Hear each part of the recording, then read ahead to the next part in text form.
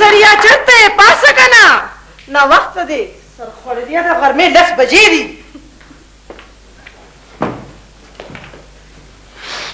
آها زمانیا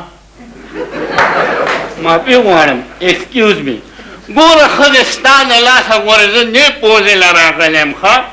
نه خوب کنټرول کولی شم نه خوراک کنټرول کولی شم او سهار وختي به راته بیمباجې غږې سپیره نو ما درته څه وې خو دا درنه تپوس کوم چې ناشته به کې و که نه واه سپیره ته به دا داسې د روژې میاشت ده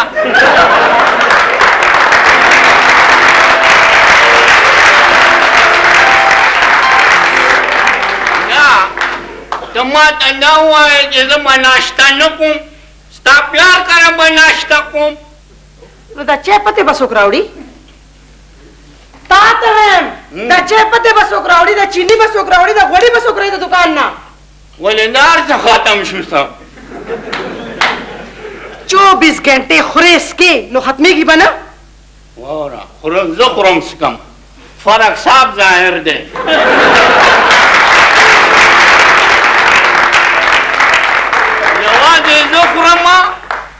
یوازې زه خورم او یا خدایه پاکه نور خو زه دا د شګو پڼ نشم اوچتولی ما کنټرول دی او هم که ما نشي کنټرول کولی نو ما کون کې بیا خدایه څه دې وایي ای هی لا خو دې ځواني ده دا دعا کوه چې یا پروردګاره ما کونډه کې چې دې سودا راوړلو نه اوزګار شي ښه ای رښتیا ما ته خبره یاده شوه بیا باید نه هېر شوي که نه څنګه نه هېر شو نه سم نه دي رانه هېر نه رښتیا او ګل محمد نه دی او دې نه اکثر دا یېرېږي چې زه د دې خاوند یم دا خبر نه ده او ګل محمد څه دی مړه ډوکمار ګل محمد څه دی او دوپړي مار خبره دې جاري دوپړي مار نه مړه پیاله پیاله غونې غوږونه یې څه دي او که یې نو خبره کوه که نه سپېره د هغه درېیمه ښځه مړه شوه د جنازې وینا نه راغلی و نه یاره وای که نه وای که نه وای ما دوسته مه جاړه